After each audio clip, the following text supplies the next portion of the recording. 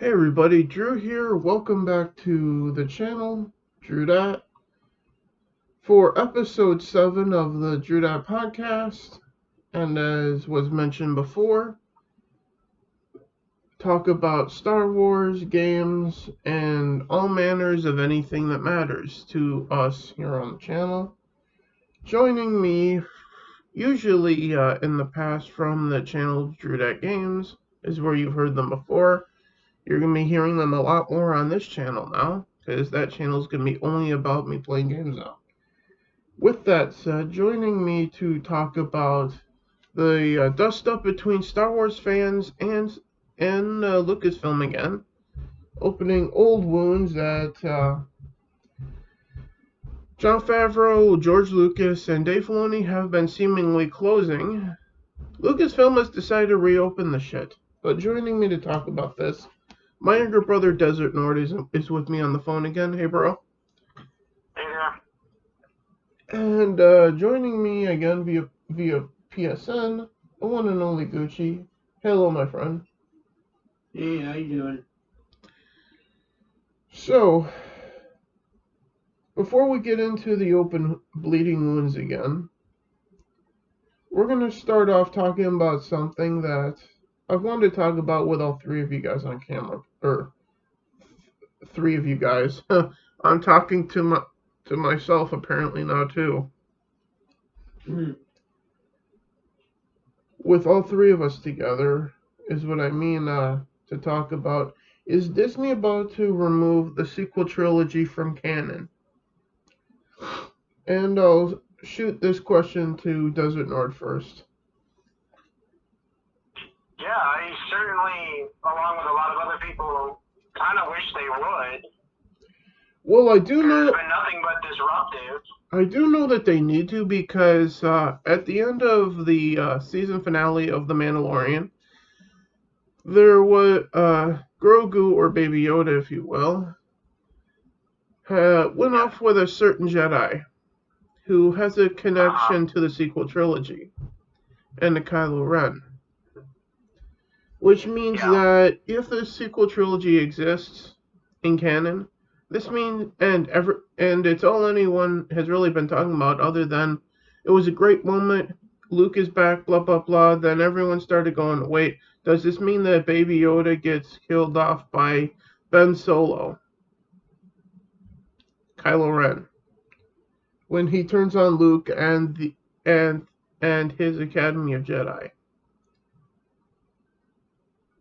Yeah. Disney, the sequel trilogy hangs as a looming fucking shadow over everything that Dave Filoni, George Lucas, and Jon Favreau are doing. Well, considering my own opinion, the sequel trilogy was a really bad creation to begin with. Yeah. You're saying that like it's news to everybody. Mm-hmm. That's not news to everyone. Anyone who's an actual Star Wars fan, or not a phony one like the idiots that work at Lucasfilm at this point, already know that. Mm-hmm. We knew that, well, since The Last Jedi went into theaters, and some of us started feeling rumbles even when The Force Awakens was a thing. But most of us just turned a blind eye because we were happy to have Star Wars. It was written by Star Wars fans.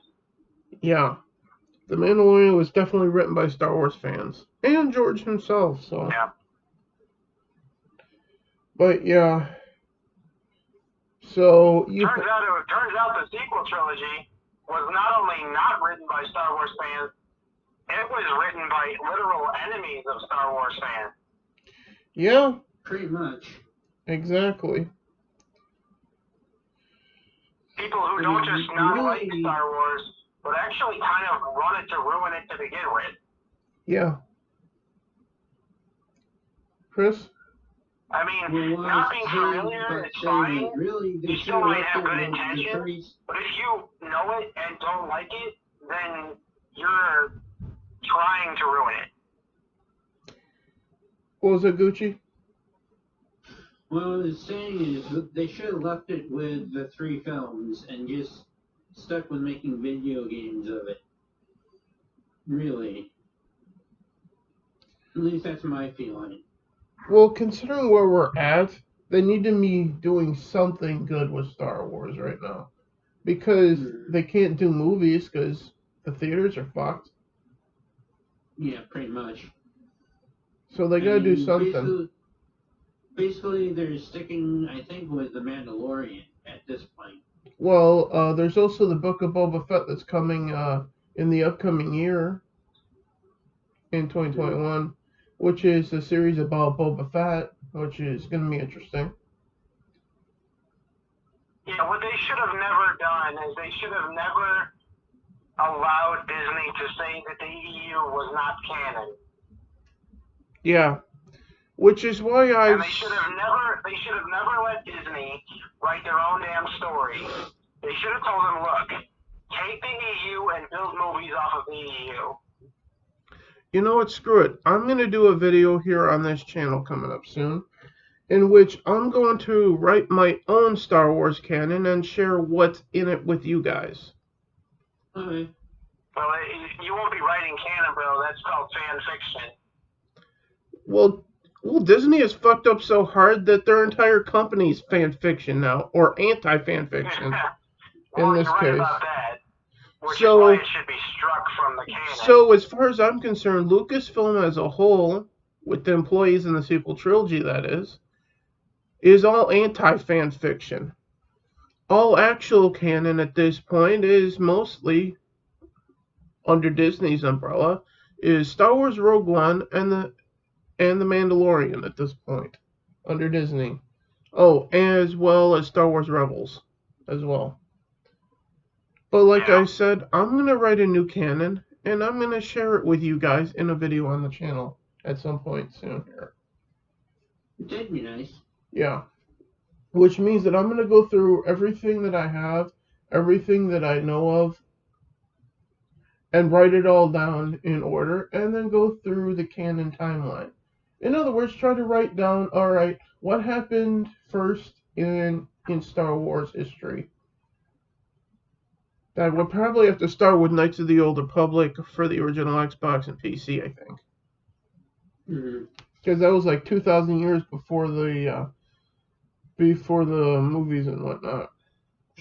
And Drew, Yeah. I'm gonna tell you this right now. What you should do is start with the original 3 and rewrite those. No, I'm not talking about Luke. I'm talking about Anakin and Padme. If we do that at any point, maybe we'll do that at the end of this podcast. Just go through what movies are absolute shit, and then just go around the horn with the 3 of us and discuss what we would change in them. Is that fair? Yeah. Because what I'm talking about right now. Actually, Drew. Yeah. We might actually want to save that for its own podcast because we don't want to stretch this podcast out too long. Well, the thing is, I only got 5 things anyway for this show, so. Yeah. But either way, we'll see how this goes. But keep in mind that I'm talking about just saying, all right, this just basically introducing on my channel the Drew Dat Star Wars canon, if you will.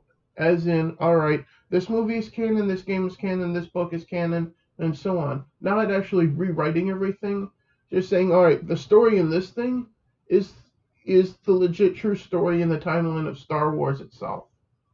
Well, we can do that, definitely. Yeah, well, I'm going to do a video on that now, so, at some point. But, in regards to the question, is Disney about to remove the sequel trilogy from Star Wars canon? They have to if they want any hope for any other project at this point. Because like I said, after the season finale of The Mandalorian with Grogu going off with Luke was an emotional moment. Everyone loved it, but then everyone started thinking, all of this is leading right back to the sequel trilogy, and does this mean that Kylo Ren kills Grogu then? And that's the only question being asked at that point, and that's not good.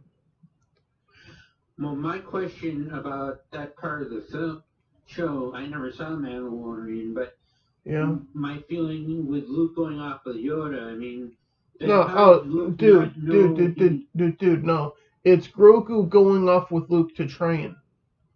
This isn't Yes. Yoda. It's Right, so it's not Yoda. yes. It's But my feeling is yeah. my feeling is, how does Luke not know he has the Force in episode, what was it, 6? You're talking about the original Star Wars? Yes. That was episode 4, A New Hope. Yeah. 'Cause no one ever told him? But he goes off with... That's the thing, though. That's the start of the hero's journey, though. Something Rey did not get. What's that? I was just gonna say, it just brings up the absurdity of Rey not having to do any training to use hers. That's what I was just bringing up. Yeah. But in regards to this Disney removing the sequel trilogy, they need to at this point. With that said, we wasted about 11 minutes on the opening and this one topic. We gotta move on. Yep. So, but overall, I think the three of us are in agreement that is Disney about to remove the sequel trilogy from canon? I don't know if they're about to, but I know that they have to.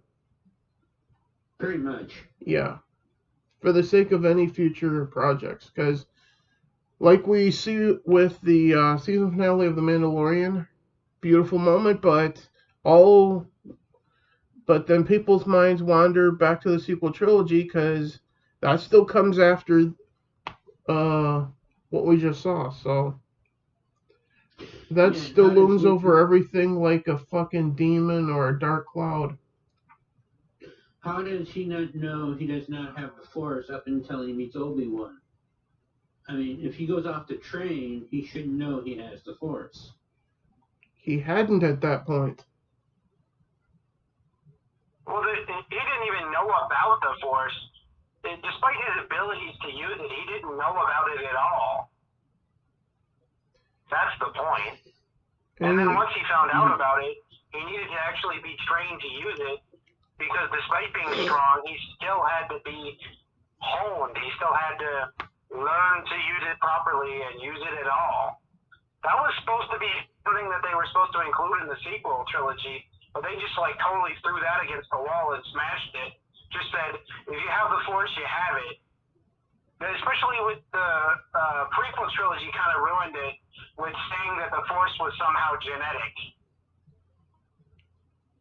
Yeah. That's what really screwed this up a bit. Anyway, we gotta move on. Yeah. So the next topic is Cyberpunk sells 13 million copies even after the refunds. So financially a success. From a PR standpoint, a complete and utter fucking nightmare for CD Projekt and CD Projekt Red. Gucci, do you want to chime in first?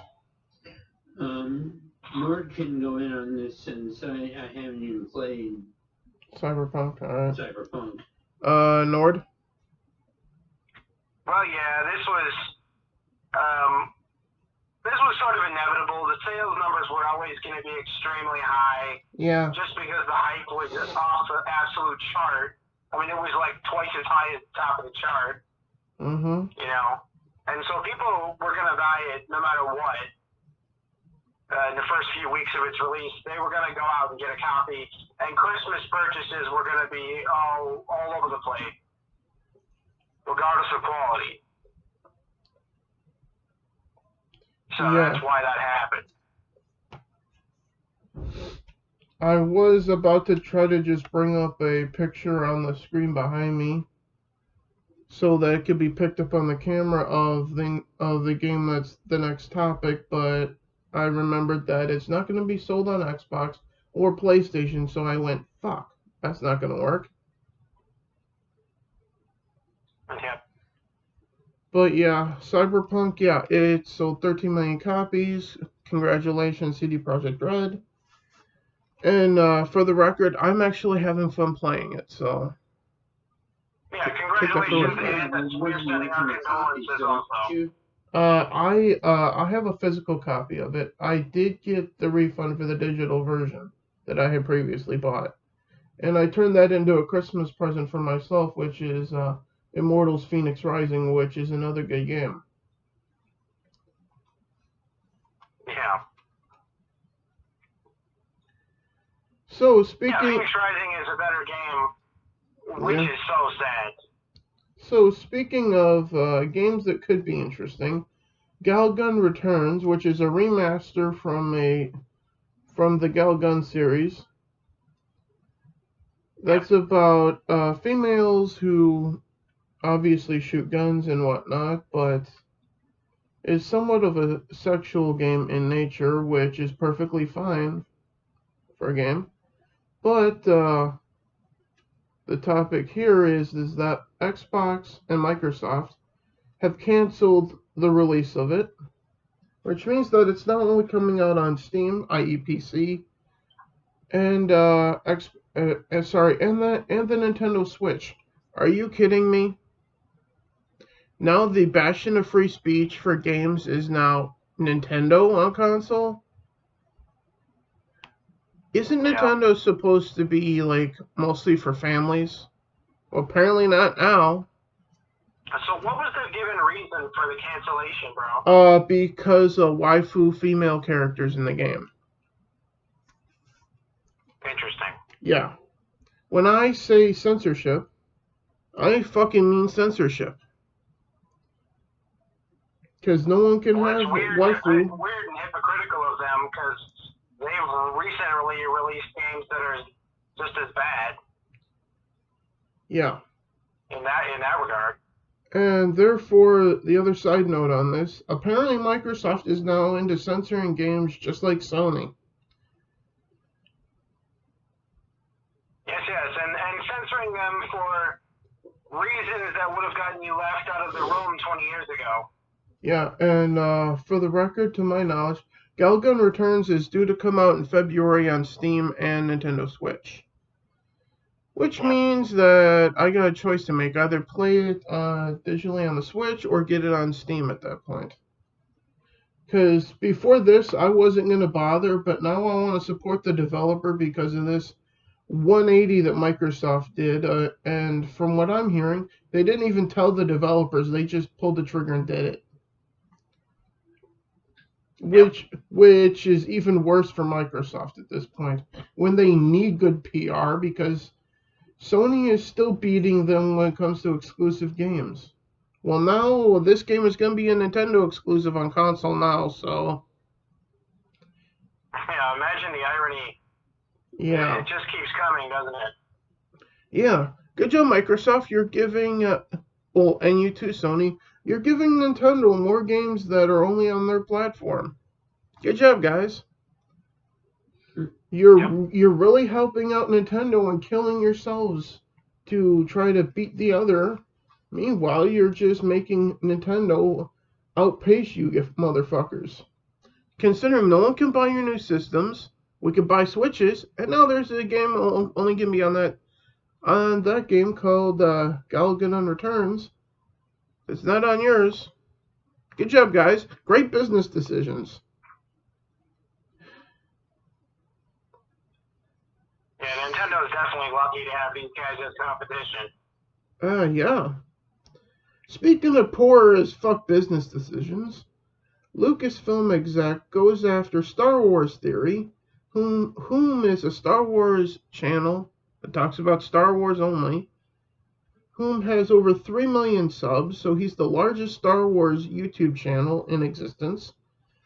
And Pablo Hidalgo has decided in his infinite wisdom to tweet that Emotions are not for sharing. In making fun of his reaction to Luke Skywalker in the Mandalorian Season 2 finale at the end of it. Yep. What's that, Gucci? Is the Mandalorian before 4, 5, and 6? No, it's after. It's Okay. It's just after, actually, like by 10 years. So then.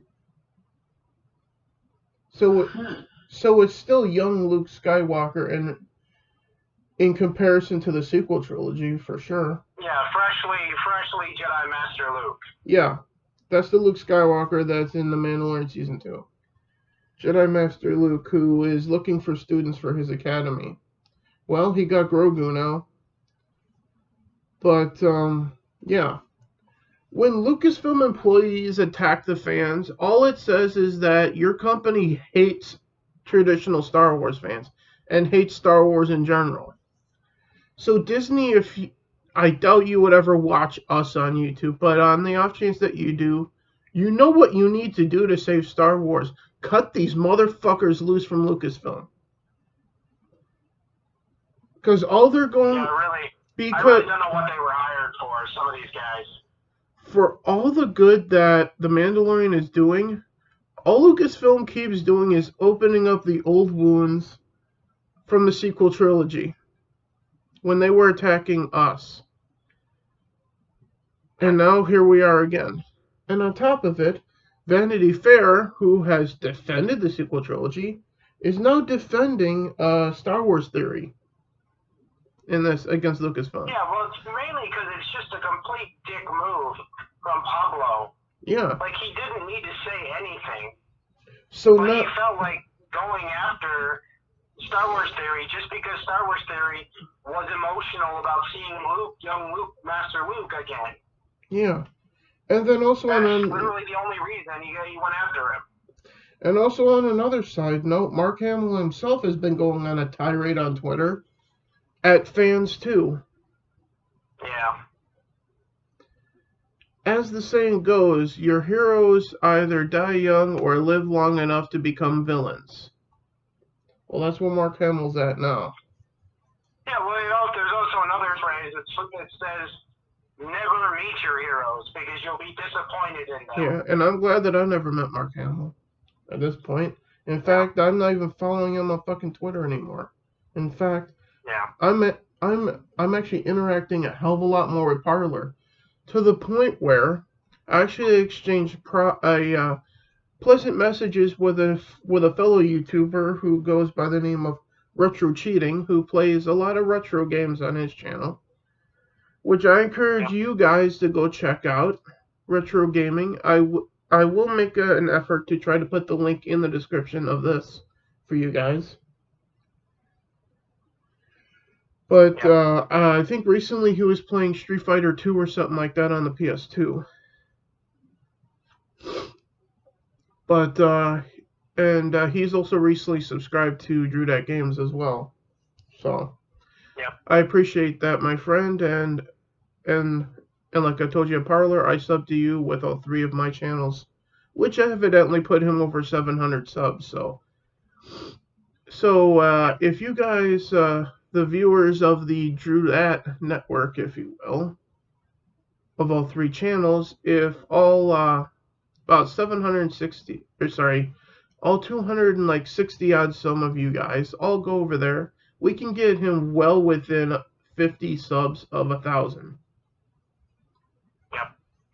So I encourage all of my subs from all 3 channels to go do that, and let's see if we can get him near 1,000 subs. Anyway, back to the planned show here. Lucasfilm and their crusade against Star Wars and all fans. Yeah, it's really a shame. All of this falls at the feet of Kathleen Kennedy, the president of Lucasfilm. Yeah. And on that note, we all know that her contract expires in 2021, right? Yep. Well, according to reports from Mike Zero on YouTube, Bob Chapek is expected to fire Kathleen Kennedy at some point this year. Well, her contract expires anyway, so here's yeah, it's not really a firing. Yeah. Here's an idea, a capital idea. How about just not extend the fucking contract like last time, huh? Yeah.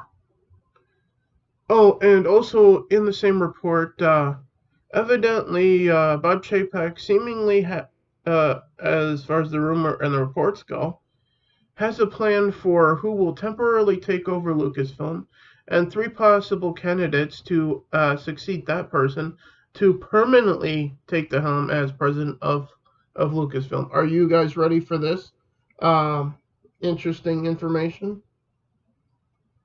Yeah. Go for it. George Lucas as the temporary head of Lucasfilm. That's apparently what Bob Chapek is planning. Do you guys think that George will actually do this? Gucci? I would I don't know hope if he's going to do it, but I'd be all for it. Nord? Yeah, I would hope so.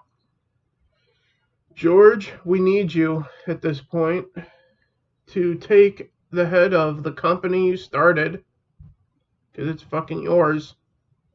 Yeah, I really don't see how they could ever survive without at least his influence, or people that actually have respect for his initial works. Yeah. Like, what is the name of the company, guys? Lucasfilm. Who's Lucas? Oh, that's right, George. Mm-hmm. Like, do you guys even care who you work for? Nope. Do they care? The namesake of the company gets essentially ignored by some of these people? Yeah, so the 3 candidates that apparently Bob Chapek is either considering or talking to or has or whatever. The first 2 are obvious, and that's Jon Favreau and Dave Filoni. Yeah. Now, Gucci, I know that you're not going to know who either one of those 2 guys are, right? Who are they again? Jon Favreau is the head of creative for The Mandalorian. Okay. And he was also the director of the first Iron Man and has played Happy in the Iron Man movies, which was Iron Man's butler, lackey, best friend, whatever you wanted to call the character. Mm-hmm. So Jon Favreau is very deep rooted in Marvel. So he's got a lot of good history when it comes to making great content. And then there's Dave Filoni, who is George's basically, as terms of Hollywood, his son, his trainee. Basically, he's George was effectively like his Star Wars dad, if you will. And also Dave Filoni also made Star Wars: The Clone Wars, Star Wars Rebels. He had a hand in Star Wars Resistance, but that was shit, so who cares? And now he's directed a number of episodes and been a writer for The Mandalorian as well. So basically, the 2 of the 3 heads of The Mandalorian. And then the third one, as the report is saying from Mike Zero, thank you for the video, dude, is that the third one is a mystery. Yep. I'm interested to know who this third person that Bob Chapek is talking to is. Because if it's like anyone who has a connection to Kathleen Kennedy, please, for God's sakes, ignore them. Yeah. And if it's someone weird yet interesting, like, who would be weirdly interesting and maybe a dark horse yet good for Star Wars for hire for Lucasfilm as the head of it? Well, I would think anybody who's written EU comics. I'm just gonna throw random names out there and see if anything sticks with you guys. Keanu Reeves. Yeah. No? No. Well, he's a good comic writer Yeah? and actor, of course, but Well, I don't know how Star Warsy he is. he's a great actor, but Johnny Silverhand for me landed flat. Yeah. My only feeling is that it should be somebody tied with directing. How about Steven Spielberg? That's what I was thinking, but I wasn't sure. Whom is very good friends with George. Well, didn't he work on he worked on Indiana Jones. Yeah, so. yeah. And Star Wars. Yeah, and he's been a producer of Star Wars before, so. So I'd pick him over anybody else. Let's see, Yeah, and look, Spielberg needs no introduction in the no, he does film not. development category. Actually, here's what I would do if I were head of Lucasfilm. And this is where we're going to go into fan fiction at this point, because we're only at 30 minutes, so if you want, Gucci, we can rewrite some Star Wars movies if you want now, because we got a lot of time to work with right now. Alright. Alright, so I'll start here. If I'm the head of Lucasfilm, at the first opportunity that we have to do movies again, I'm having one director, and I'm redoing the sequel trilogy entirely. The director I'm having is Steven Spielberg. For all three. And then therefore the lead writers, along with Steven, are George, Filoni, and Favreau. That's it. I didn't say PlayStation, I said Favreau. God damn it, Sony. Thank you. Apparently my PS4 thinks that Jon Favreau means PlayStation. Yeah. Not that time, at least. Mm-hmm. Well, there you go, Mr. Jon Favreau. My PlayStation likes you. But anyway, back to the topic at hand here. That's what I would do for a Star Wars trilogy. I would rewrite the sequel trilogy and have those guys working on it, if at all possible. Yes. Instead of me just rewriting it entirely, which I've done with Desert Nord over the phone before. What's that, Nord? Yeah, leading up to the sequel trilogy, there was so many things in my mind that I was so sure they were going to have in the sequel trilogy, and then they didn't. Yeah. Like any longtime fan of this movie series and the books and the comics and the video games, I had 1,000 different ideas that would have worked just fine. Yeah. All go completely to the wayside for what they ended up doing. For one thing, I wouldn't have killed Han Solo as fast as they did. Yeah. Sure, the greatest missed opportunity was an opportunity to have all three of them, you know, Luke, Han, and Leia back inside the Millennium Falcon one last time. Yeah. Right. Like, duh, that's the most obvious thing, and they didn't do it. Yeah. And secondly, another thing, if you want to talk about diversity and inclusiveness, they missed a major fucking opportunity to do legit to do a legit thing with that topic with Finn as a Jedi. Oh yeah, well, and they did great disrespect to Boyega's character there. Yeah. So since we're gonna do this, we're just gonna throw around ideas that to make the sequel trilogy as it is better. At this point, I think. There's a lot to do on that topic. Yeah, so for starters,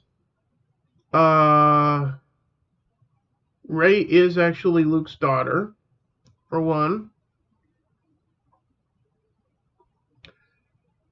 And actually, that weird stone that's next to Luke at the end of The Force Awakens would actually be Luke's wife's grave at that point, uh, which would be Marjay from the books and comics.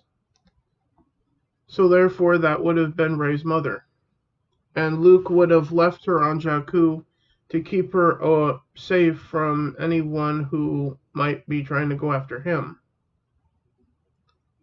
And that would be the storyline for why she was left on Jakku. But in fact, it would have been Mara Jade that would have left her there. Luke would have already been on his little island hiding at that point. That's how I would have written the start of that. In the case of Finn, yeah, he would have been a fucking Jedi. He would have been more willing to use the Force, but before Rey in The Force Awakens. And I wouldn't have had his spine gotten sliced open either. I would have had him, like, at least properly defending himself till he gets bested by Kylo Ren. Then the lightsaber does shake in the snow, but it's Luke that catches it and returns to save his daughter and her friends. Yeah, but we'd never put a climactic saber battle in the first movie with two people we haven't even barely met. Yeah. And one of them has zero training whatsoever. Yeah, but secondly, this would set Rey and Finn up for Jedi training with Luke, though. No, I know, but they wouldn't be acting like trained Jedi before they're trained. I know they wouldn't. So that whole scene needs to be deleted. Well, you need to have Luke meet Finn at some point too. So I figured that in replacing Rey defeating Kylo with Luke, and actually Luke not actually doing so, Luke just doing so just to get his potential students, Rey and Finn, out of there to train them. Because as Luke, I would have it, he knows he's old. He knows he's not getting any younger, and he can't do that forever. So he needs someone to take his place. So therefore, that would be actually him passing the torch to Rey and Finn together as Jedi. Yeah, but the whole thing, bro. Yeah. Is that you're taking a broken thing and it's like the pieces of the film that are broken and trying to push them together when the pieces should be tossed out for other pieces. Overall, I didn't have a major problem with The Force Awakens as it was. Both their character arcs are stupid, and they don't even have one in the case of Rey. There is no character arc for her. That's why I wrote her in the first film at the end of it. Now, it doesn't get revealed until the next film, but Luke does pop in to save them. Think about it like this, bro. Yeah? Every element that a Star Wars fan would view as a good element was either wasted, discarded, killed off, or disrespected. Everything. Yeah.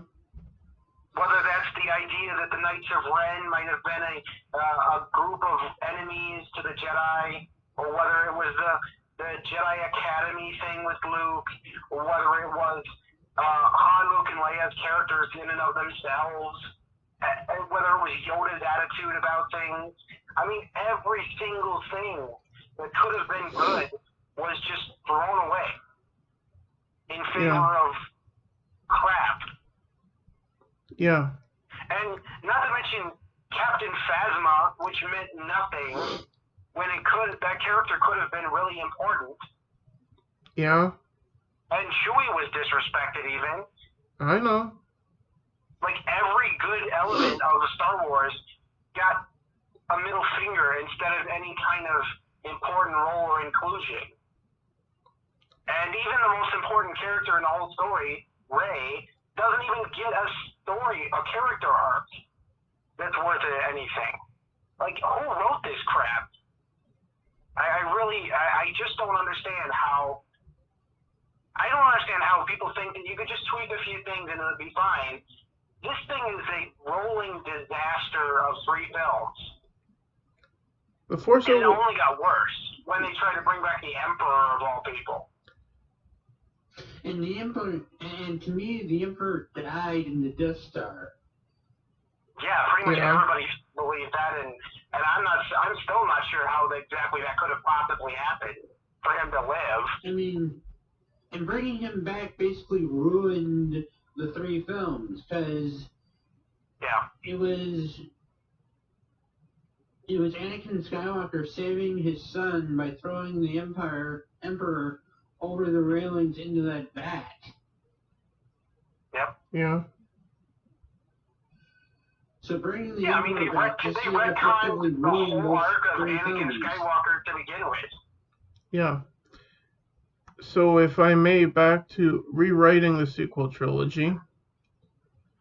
That would be the end of the first film, in which Luke re-entered the galaxy without anyone actually having to go find him, which means that the opening for what would have been The Last Jedi, by the way, The Force Awakens wouldn't have been the name of the film as far as I'm concerned.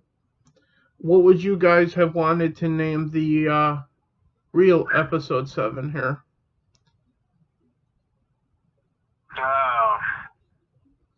You mean based on the film that we got? No, based on what I'm trying to write right now. Oh. Well, I'm not able to analyze properly whatever your version is as a whole. Well, obviously. What would you consider the name be? Huh? What would you consider the name be? Well, not The Force Awakens, because that's a dead concept now.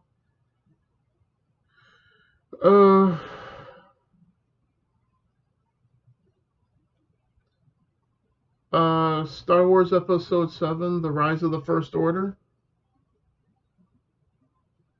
Yeah, or they could have just called it The First Order. That would have been fine. So Star Wars Episode 7, The First Order, and it would be largely about the First Order at that point, with a little bit here and there about our heroes, the Resistance, Rey, Finn, Poe, Luke, Han, and Leia as well.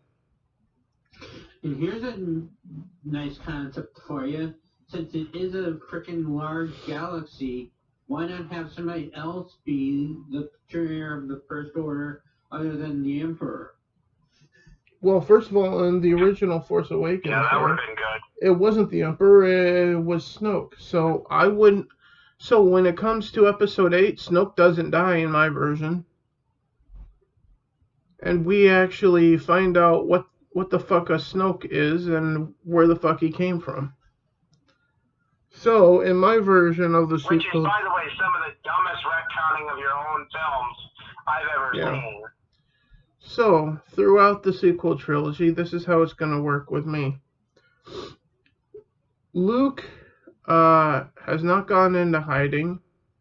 He has gone to the unknown regions to try to find out where Snoke came from.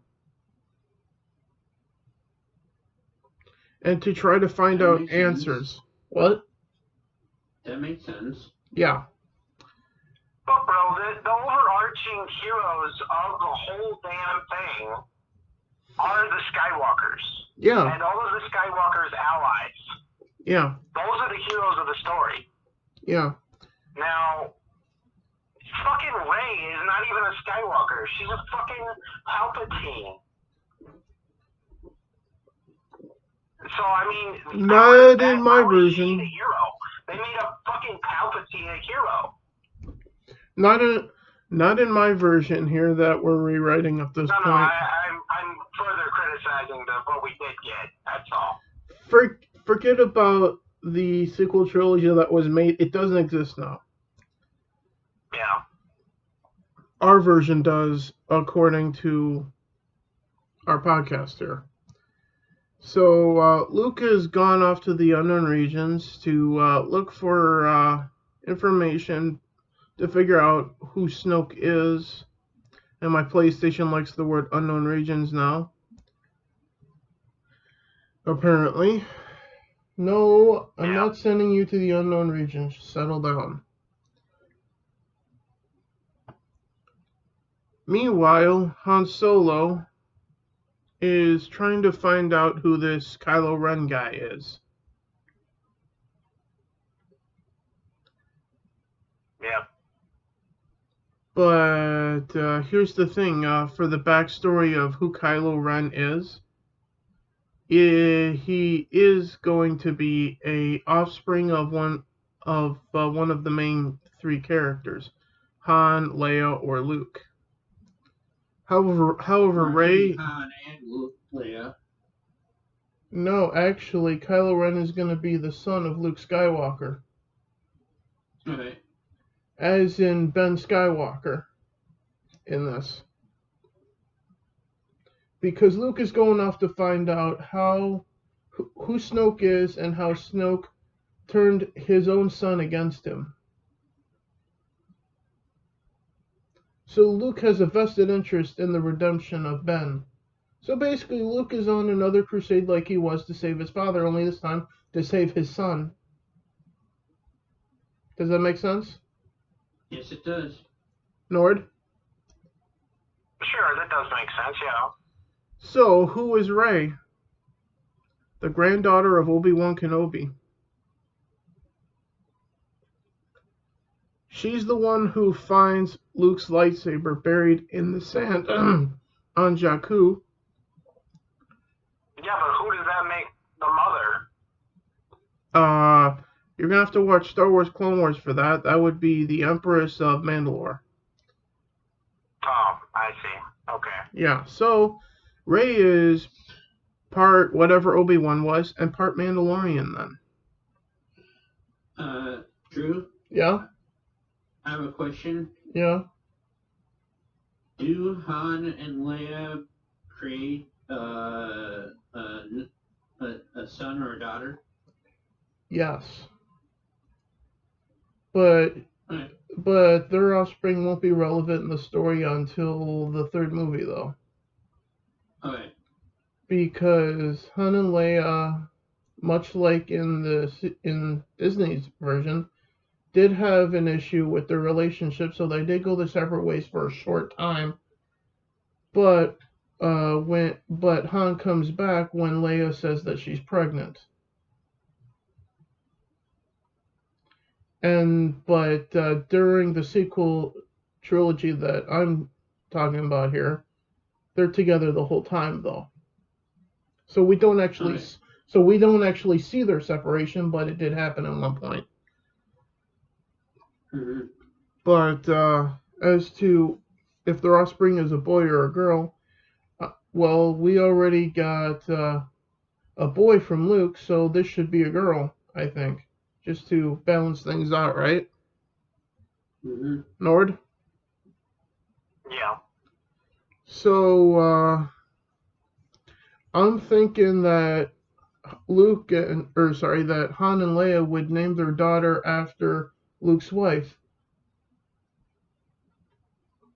which is Mara. So Mara Solo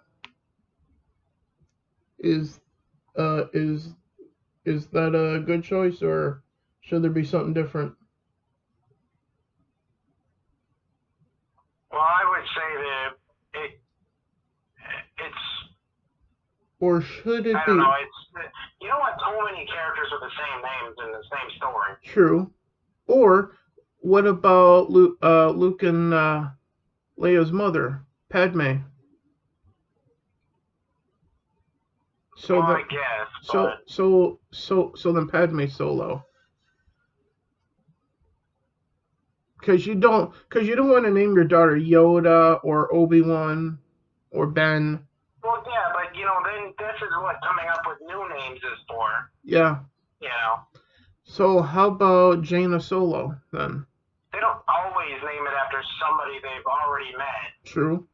So how about we borrow a name from the expanded universe or the extended universe, as I still believe it is. The important part here is not the name. The important part is the elements of the story. Yeah. So whatever Luke and Leia's daughter's name is, obviously she has a slight affinity to the Force. She doesn't train until later on with Luke, because Luke is more interested in saving his son at this point from Snoke and from the dark side. But obviously, the legendary characters of Luke, Han, and Leia at some point will pass the torch on to the new characters, because the three of them are not getting any younger. And that will have to happen at some point. We all know that. Right? Yeah. So, with that said, I'm thinking Luke will eventually pass the torch, or his torch, on to his niece, which is Han and Leia's daughter, as the head of the Jedi at some point. Regardless if Luke can save his son from the dark side or not. Yeah, well, bro, keep in mind Luke's mission essentially at the end of Return of the Jedi. Yeah. Which is kind of a misnomer name in and of itself for a movie title for that one. Yeah. His mission is to raise the population of Jedi back to what it was before the Emperor did Order 66. Yeah. But here's the thing, unlike in Disney's version, Luke's son doesn't kill everyone. He actually gets exiled from the Jedi Order because of other reasons. But eventually Luke does want to try to track him down and save him, though. So therefore, he does leave the temple and the academy in the hands of one Kyle Katarn. Well, that would be a nice cameo and all that, and it would actually tie things together nicely in certain areas, but... And Kyle Katarn, played by Keanu Reeves. Well, no, I was thinking somebody more like a Michael Biehn type character, I mean. So the actor that played that character, then? Well, that's what I'm talking about. Okay. That's the actor's name, but anyway. Okay. Well, fine then. Then Michael Biehn, then, playing Kyle Katarn, Jedi Master. Anyway, and I'm just saying he should look like that, is what I'm saying. Well, yeah, but I would still want him to be called Kyle Katarn, or Master Katarn. Not Keanu Reeves, because we already said Keanu Reeves was born to play Revan. That's true. Not Kyle Katarn. But in this case, you can have Keanu Reeves in the film as like a hologram of Jedi Revan in the Jedi Temple, as like whatchamacallit, the devices that Jedi use for knowledge and shit. And holocron? A holocron, yeah. What's that? The thing I like about this is we're delving more into the Force than the film actually did. Yeah, well, what do you expect for Star Wars fans? Mm-hmm. Writing the things. sequel trilogy was horrible when it came to understanding the Force. Yeah. So anyway, the original trilogy was way better. So back to Rey on Jakku, whom finds Anakin / Luke's lightsaber, the original one, and she starts messing around with it in her isolated life until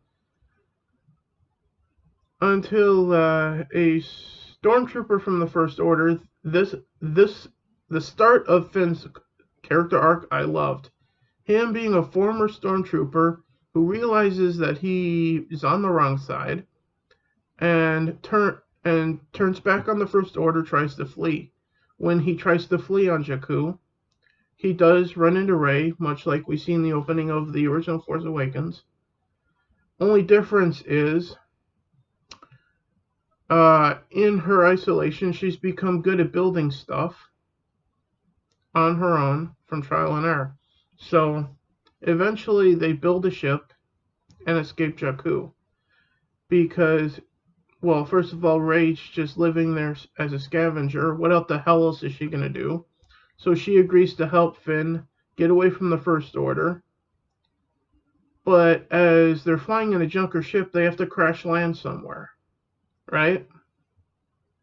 Sure. What about Tatooine?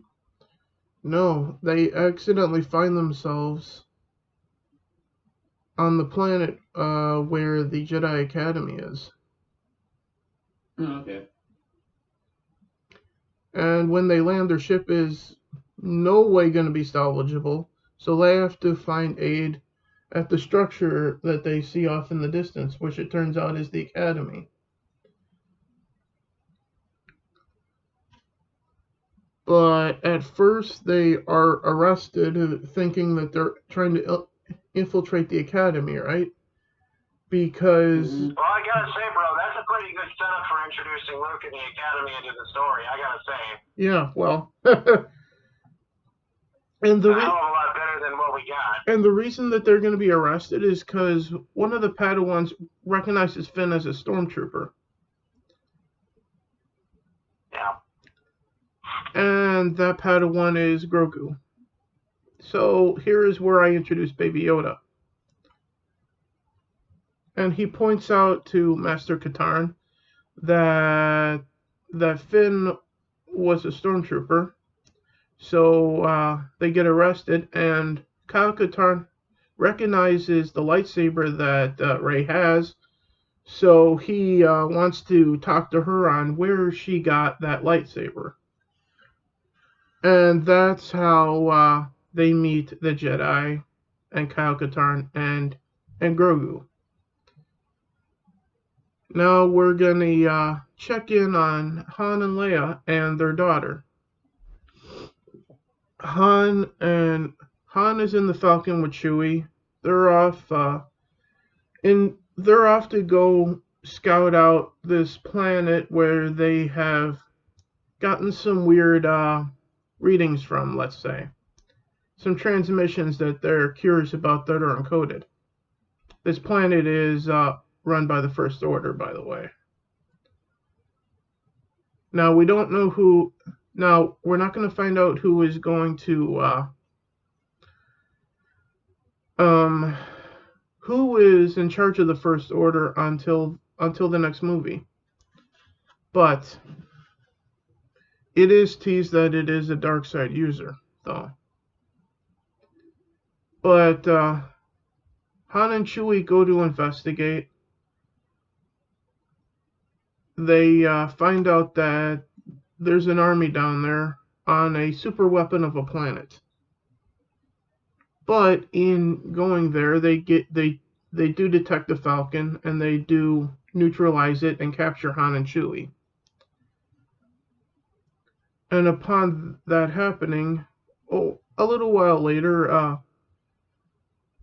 Leia, whom we know is strong in the Force, she's a Skywalker, senses that something is wrong, right? Are you guys following so far? Yeah. And she turns to her two best pilots to go in quietly to try to see what's going on. That being Poe Dameron and Jaina Solo, her daughter. Yeah. So she sends two of the most advanced X-Wings that they have in to go investigate, which, by the way, have scanners on the bottom of them, so they're, in our timeline at least, here in the real world, they're kind of like B-2 spy X-Wings, kind of. Hey, Drew? Yeah? Are we going to see Lando at all throughout this? Yes, but in the second movie. Gotcha.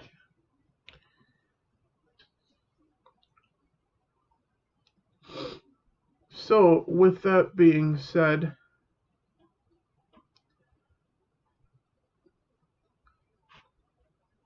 Finn and Jaina realize that the Falcon is indeed down there on the planet, and that Han and Chewie have been captured. So they go back to file their report with Leia, and she decides that this is going to be bigger than any of us. So she sends a message to the Jedi Temple, which Kyle answers, going, "Luke's not here at the moment. He went out on a quest to seek information on a disturbance that he felt in the Force of the nature of the dark side." And then she tells Kyle what's going on, and then Kyle goes, "I'll send a message to Luke. I'll relay the message, but in the meantime, I'm gonna send a couple of Jedi your way. Two of our brightest students, that being Jaden Core and Kyle Rush. One or both of those names, bro, you'll recognize from the game Jedi Academy." Sure. And these two are known as Jedi Knights at this point, both of them. Which means that which is the middle rank, of course. Yeah, which means that I'm therefore declaring that both Rush and Jaden Core from the Jedi Academy game, and for the game in general, is in fact canon, which I will have that in that video. Obviously, since Kyle's here. So Rush and Core meet with Leia and discuss a plan while waiting for hopefully Luke to get there and whatnot. While they're discussing the plan, Kyle Katarn's message is received by Luke. Luke sends a message back going he's almost done with his investigation and he'll be back within the solar week. Meanwhile, So what happens in the storyline? Because it seems like it's going pretty slow at this point. Yeah. What happens is the first movie. You don't have to give it every line and every. I know that. Sorry. But just the main point. The main point is the end of this movie ends with Luke and Leia trying to enter the planet to with the two Jedi Knights from the Jedi Academy to try to save Han and Luke. Meanwhile, the rest of Leia's forces and other Jedi and fighters are trying to distract the First Order so that they could get in there and save Han and Chewie. Right? Yeah. Now, none of our heroes yet know, other than maybe Jaina, who has a sneaky suspicion, as in Jaina Solo, thinks that this could be a weapon, but no one really believes that at this point, because it's Starkiller Base that they're at. But they think that it's just a mining facility at this point that the First Order has taken. But the one thing that I would say they should have done, bro. Yeah. With villains, since there has to always be a villain. Yeah. What they should have done with villains is bring back one that was not known but is much older. Yeah. But anyway, at the end of this thing, they do wind up saving Han and Chewie, but at the end we wind up finding who is running Starkiller Base, though. It's Kylo Ren. Yeah, but Starkiller Base itself should have been deleted altogether. But except for I'm not going to call it Starkiller Base, though. That's just the recognizable name for in this here on YouTube. What it's actually going to be called is, pretty much anything else. Well, I would delete the whole thing entirely because it's nothing but a redo of the Death Star. But the Death Star was an interesting weapon, though, so. No, I know it's interesting, but you can't keep doing the same damn thing repeatedly and expect people to be intrigued by that. That's true. Why don't you have them just rebuilding the Empire and trying to get Star Destroyers and stuff like that together to combat the rebellion? Alright. Or they can Alright, give that's the fair. bad guys a different kind of weapon besides a planet-destroying, beam shooter. Alright, fair. On this planet, they're trying to build a weapon to kill the Force. See, remember what the good parts Yeah? of the good parts of the prequel and the good parts of the original Yeah? with the enemy's weapons are that they're new, shocking, unbelievable, devastating, things like that. If you're gonna do the same shit repeatedly, people are like, oh, here we go again. One of the worst elements of the First Order and Yeah. this thing they've built is that it's a redo. It's all the same shit. It's copyright infringement of the original trilogy. I mean, George Lucas caught enough shit for having the Empire build a second Death Star. What's that, Gucci? You know what's interesting to me about the first 3 films was the fact that they got Anakin Skywalker to go to the dark side. Maybe introducing more of that to the film and have them recruiting more people towards the dark side and having the rebels try to fight that. Well, in attempting to escape from whatever base that this First Order has, the Knights of Ren are introduced at the end of this film, too. Which... Yeah, the whole thing about it is that the whole Empire versus Rebels thing was essentially the essential politics of the galaxy in which the story takes place. Yeah. But the good and evil element was the Jedi and the Sith. Yeah. So anyway, if they've completely messed that up, then, which they did, then you have to fix that, because that's a core element. And the First Order makes no sense to begin with, bro. You know that. Well, it's just going to be called the Empire anyway. No, I know, but the Empire was destroyed. Its leaders were all killed. I mean, there wasn't much left of it except for some ships. Well, I'm still going to be having Snoke as the bad guy for this thing, so... Which is fine. And some backstory would be wonderful. Yeah, which I am going to be giving you. But it should be that he's more ancient, that he predates Vader and the Emperor. Yeah. That would be excellent. Yeah, because keep in mind that at the start of this, I said that Luke went off to the unknown regions to investigate the disturbance in the dark side that he felt. That disturbance is Snoke.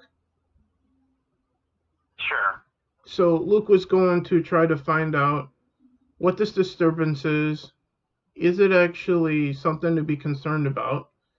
And the information that, as far as I'm saying, Luke found was he found out what Snoke was and where he came from, and basically a bunch of shit about him, like he's very ancient, because in the unknown regions there's an undiscovered pocket of the Sith Empire that Luke discovers when he goes there. Yeah. And their emperor is Snoke. And shouldn't Snoke be recruiting more people towards the dark side?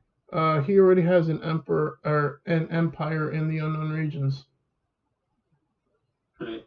So he already has like a Sith Academy there and all that. And well, there was always the planet Korriban. Yeah, which is located on the outskirts of the unknown regions, I believe. Or maybe that's in known space, I'm not sure. But I would have loved it if they had brought Korriban to life. Well, I will say this, that at the end of the film, everyone saves Luke and Chewie, but the Falcon has a homing beacon on it. So therefore, the forces that they were going after in this to save Han and Chewie track them back to their base, right? Yeah. And the last thing you see before the credits is this ominous, dark ship descending on the planet right before the credits roll. But there will also be an end credit scene too, in which a ship identical to it you see descending on Korriban. Yeah. Which therefore sets up the next film, in which Snoke's empire from the Unknown Regions invades first to take Korriban for the Sith. Because that's who, in fact, the Jedi and the New Republic are going to have to be going up against. No, in fact, First Order, no Empire Remnant. It's actually the true Sith Empire. It's nothing that the known galaxy created. It's a force that's always been there in the shadows, watching and waiting. And with that said, this will start the second film in the series, Star Wars Episode 8, The Rise of the Dark Side, or the Dark Side, if you will.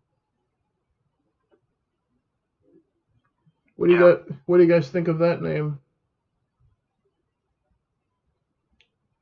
Well, it could use some tweaking. Well, this is episode 8, right? Yes. Episode 8.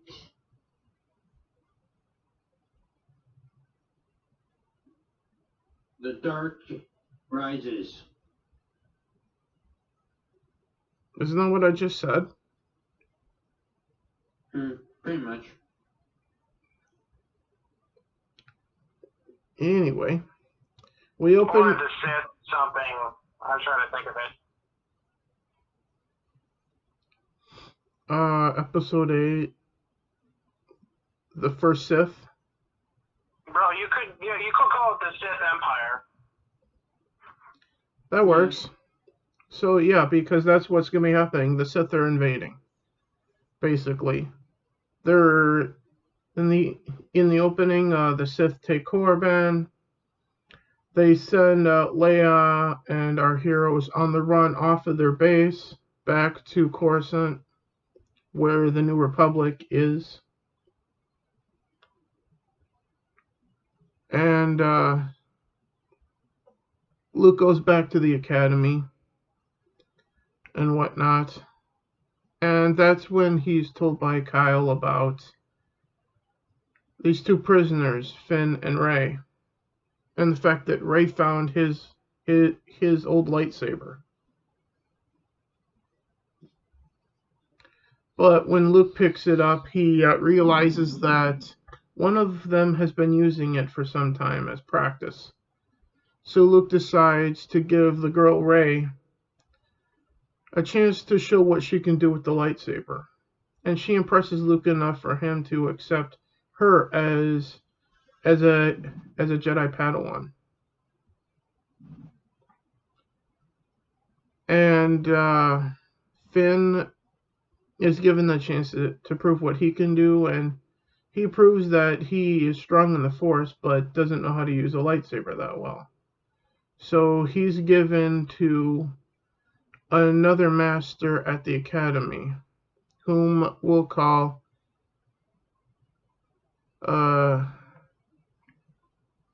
what should we call this Jedi Master? Because this is a completely new character now. Well, I mean, there was the one part that annoys me, by the way, bro. Yeah. Is that in all of the storyline of Star Wars, what we did get, that is, Yeah. with the prequel trilogy, Mm-hmm. They didn't even include Shakti at all. Hmm. And they killed Ayla Secura. Yeah. Like, and a lot of the other Jedi, which we're familiar with, all got killed off without any happenings, without any story given to them. You know? Now that you mention this, there is a known Jedi that I do have in mind to teach Finn how to properly use a lightsaber at the very least, because she's very skilled with one. And that's Ahsoka Tano. Well, sure. But she's not actually at the temple, so they send Finn off to another planet because she refuses to rejoin the Order. But Yeah. but she's still friendly with them though, because it's Luke and Kyle. Yeah. So she's friendly with those two, but she doesn't trust the Jedi Order because of what happened to her in the first place. Yeah. Because, yeah, we're familiar with that storyline. Yeah, so they send Finn off to train with a lightsaber with her. Meanwhile, while all this is going on, everyone else is on Coruscant trying to get the Republic to act on this invasion and whatnot, right? Ultimately, the Republic does decide after dragging its heels, like we saw in the prequels. The only difference is there's no Sith Lord controlling the Senate or anything. This is the legit Republic now. At this point, or for what that means about republics at this point, anyway. Well, I mean, the Central Republic of the Galaxy was supposed to be an interstellar federation of star systems, worlds at peace with each other. Yeah. You know, and they would try to make sure any threat to the stability of the representative republic of the galaxy would be quashed and fought off before it took power. Yeah, and in the debates, the Republic go, we're basically going through the original trilogy and why it was such a tragedy when Palpatine became the Emperor. Yeah. And some in the Republic are saying the only two planets that were attacked were largely abandoned or had the rebellion on it. So what? Shouldn't these planets that have been attacked have something like you were saying, a mining field or something like that? Well, Korriban had an abandoned Sith temple and academy on it. Okay. So that's why the Sith wanted it. And they attacked the planet of Dantooine because the rebels were there. And wasn't there something else about there being like dark aura kyber crystals on Korriban too? Yeah, they're there too. So, which is what draw the Sith to the planet? Yeah. So, Kylo Ren therefore sets up a Sith Academy there under the orders of Emperor Snoke. Meanwhile, Snoke is staying on Dromund Kaas in the Unknown Regions, which is his home planet at this point now. Which, by the way, bro, just so I can say this. Yeah.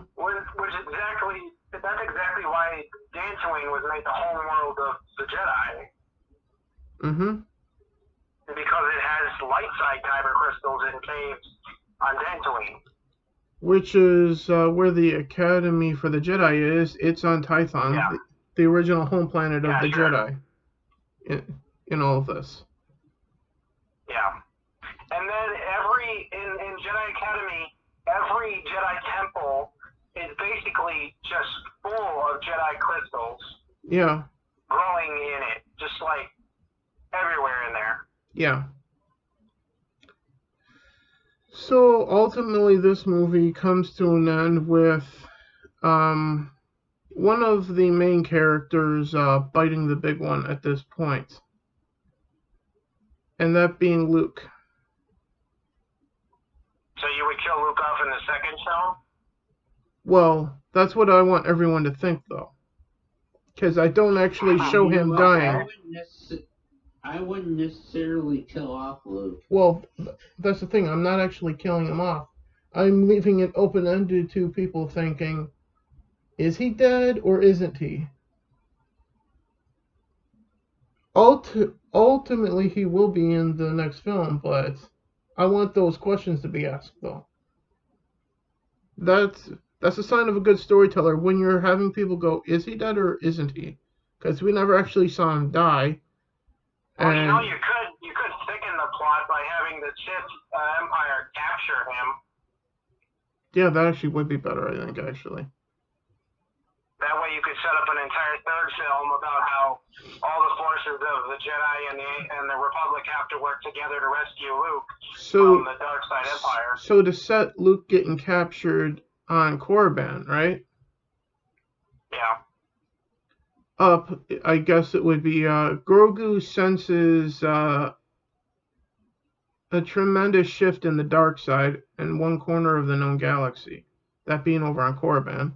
He goes to Luke with what he's feeling, because Grogu is of Yoda's species, who has a deep fucking connection to the Force, and can sense things that most Jedi can't over vaster distances. But Luke also felt it, evidently, too, in this scene. And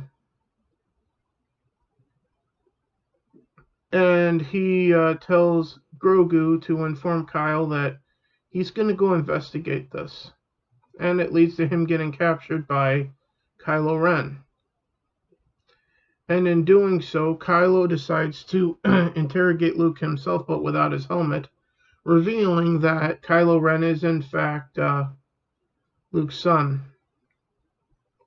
And that's when we get the revelation of that Kylo Ren is in fact actually Ben Skywalker. Yeah. At that point.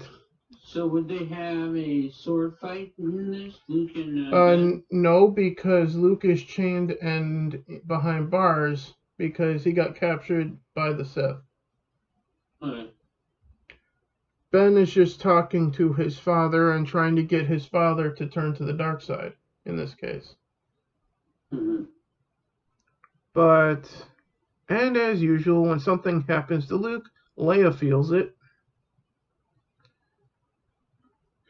So Luke goes, so on Coruscant, we have Leia going to Han and Jaina solo, telling them that I sense something is up with Luke. How would they not know he was captured?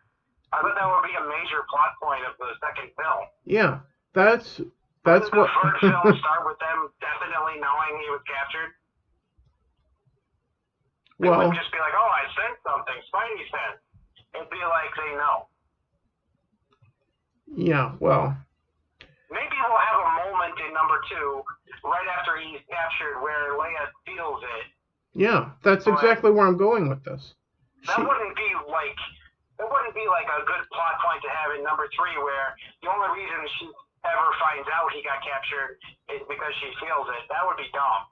Yeah. But anyway, Leia knows that Luke is captured at this point. Is obviously what's being said here. She goes to Han and Jaina, mentioning that Luke's been captured by somebody. She's not entirely sure who, but she knows by somebody.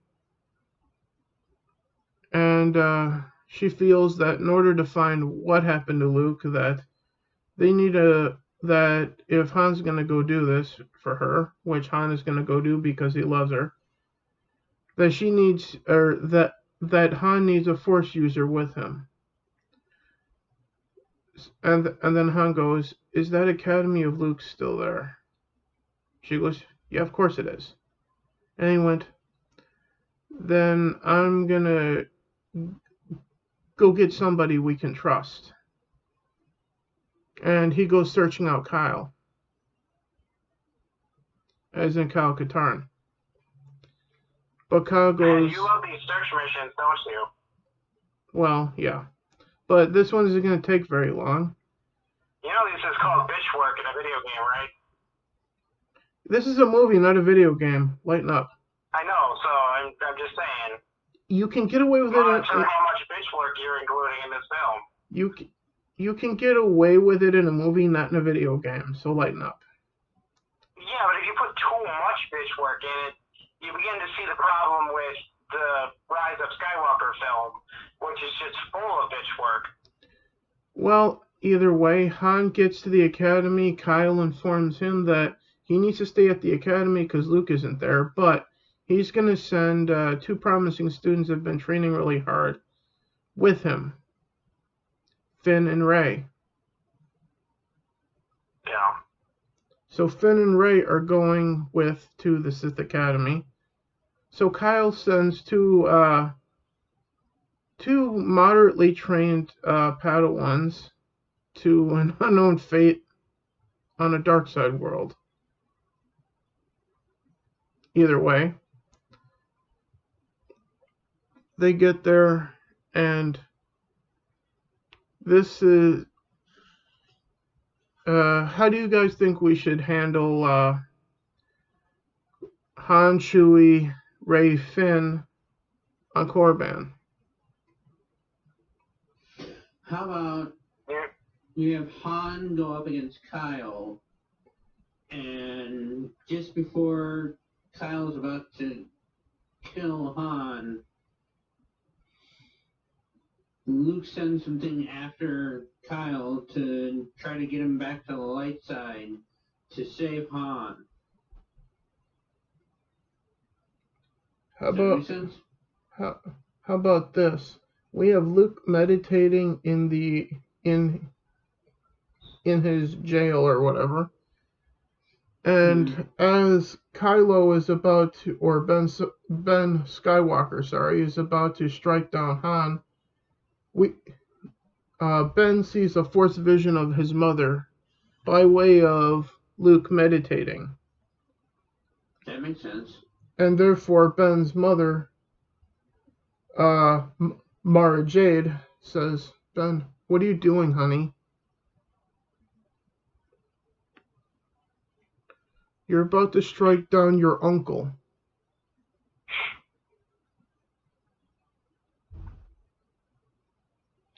And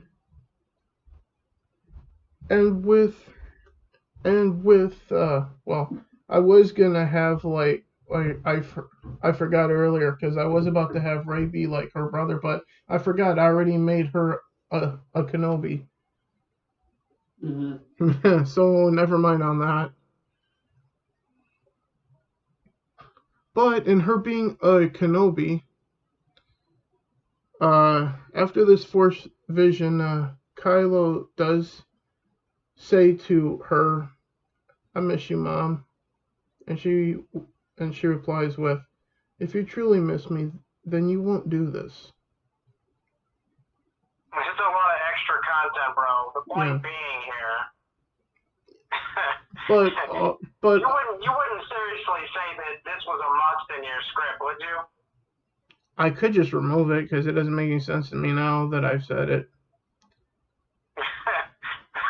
what I would say, bro, is that one of the good elements of the sequel or prequel trilogy, especially with Revenge of the Sith, is multiple battles involving Jedi going on at the same time. So that's good. Yeah, but now that I think about it, I got a better way. As Kylo raises to try to his lightsaber to try to strike down Han, he swipes his blaster away, knocking him down. He's going for the killing blow, and then suddenly there's a blue lightsaber that blocks it.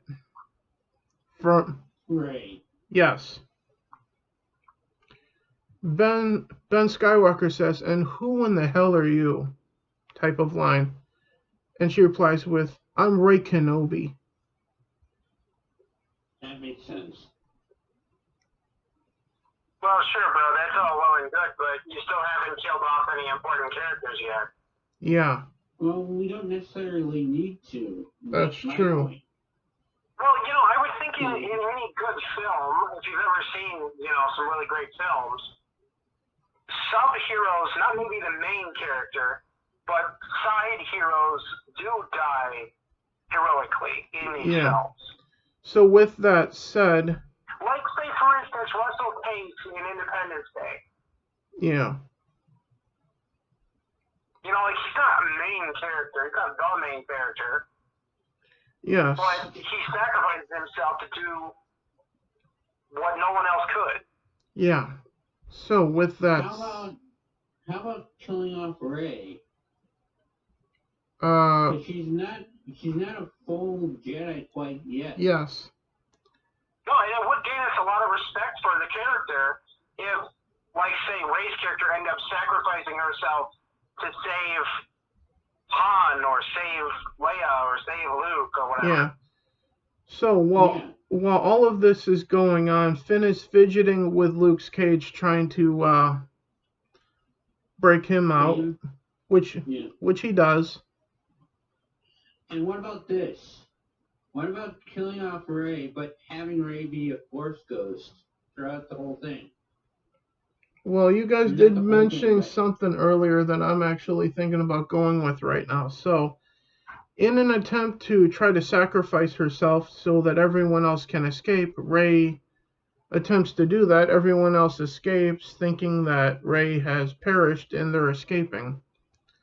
However, Kylo actually, Ben Skywalker now has actually captured her and is going to attempt to, and actually will turn her to the dark side. Okay. So therefore, is that like an open end for the end of the third film or something? Yes, this is the open end for the second film here. Oh, okay. I thought we were in the final part of the third film. No, that was the end of the second film. Oh, jeez. Okay. Yeah, I know it's taking a while. Well, redoing an entire trilogy is going to take a while, so... No, I know, but that's why you shouldn't do it in a phone conversation. Either way, yeah. Well, it's a phone conversation that's happening on YouTube anyway, so... Yeah, I know. So, the third and final film of the trilogy. In the last one, we had one of our heroes fall to the dark side, Rey, therefore betraying her name of Kenobi at that point. But there's another reveal of another strong parentage to one of our heroes, though, Finn, to come. Hence, so anyway, can I just point out, so your conclusion of the second film is save Luke but lose a hero, basically. Yeah. Or more than one hero, at least one hero. Yeah. So Rey falls to the dark side when our heroes think that she has sacrificed herself to cover their escape, which she is trying to do.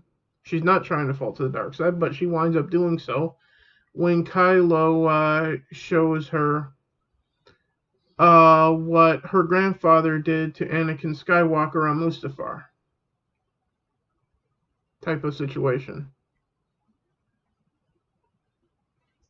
And she's corrupted by that. So. You know, it would be really nice if the main theme of the third film here was actually the main three heroes from the original trilogy finally vanquishing the Sith once and for all. Yeah. Han, Leia, Luke on the Falcon. And, of course, sacrificing themselves in the process. Which is going to happen at the end of this film. So. And, I know I'm beating a dead horse right now, but what about bringing back Lando? Lando is in this one. Oh, sure, yeah. Lando has to be in that. Would have to be in that, yeah. So, at the start of the third film, whatever it's going to be called, Star Wars Episode 9, A Galaxy Divided, I guess. Well, no, you would you would hint at the final solution of the end of the film. You would hint at the final ending of the film. Just like Return of the Jedi hinted at the end of the third film of the original trilogy. So you would call it something like. So you would call it something like. How about this? What's that, Gucci? How about Return of the Sith?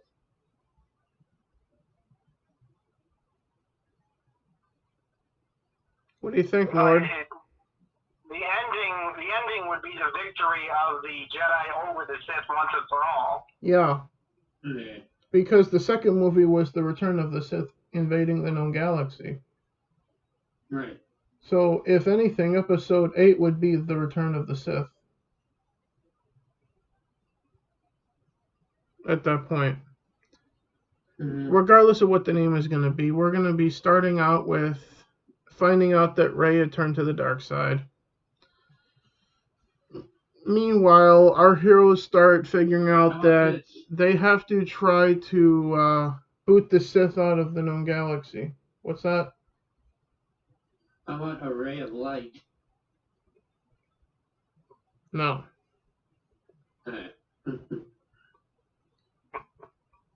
Because she has fallen to the dark side at this point. That makes no sense.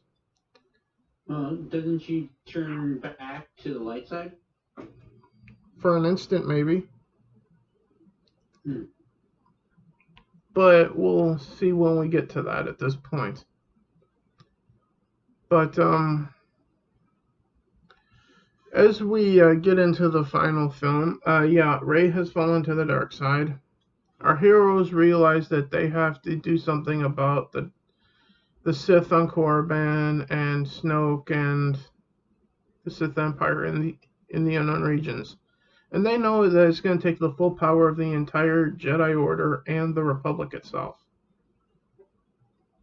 And in this movie, the Senate finally moves to declare war on the unknown regions at the start of it. So, would the leader of the Senate be Lando? yes. Lando Calrissian is now the Supreme Chancellor of the Republic.